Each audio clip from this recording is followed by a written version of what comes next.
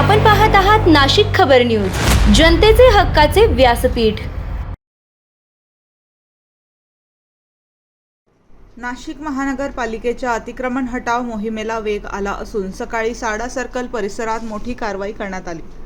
Sarda circle येथील साक्षी hotel परिसरापासून चौक मंडळी आणि वाकडी बारो परिसरातील अनधिकृत हॉटेल्स, दुकाने तसेच इतर अतिक्रमणांवर महापालिकेने बुलडोझर चालवत कारवाई केली।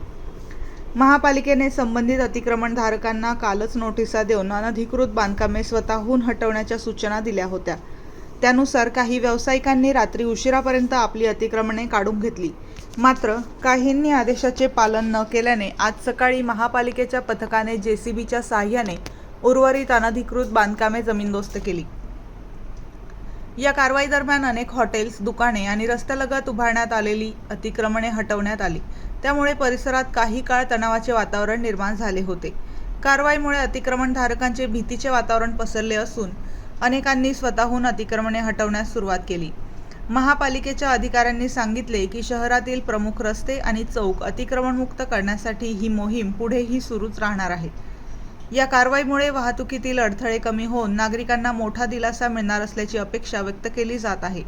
कारवाई दरम्यान नाशिक महानगरपालिकेचे अधिकारी, कर्मचारी तसेच पोलीस बंदोबस्त मोठ्या प्रमाणावर तैनात करण्यात आला होता। संपूर्ण परिसरात कडक सुरक्षा व्यवस्था ठेवून अतिक्रमण हटाव मोहीम राबवण्यात आली।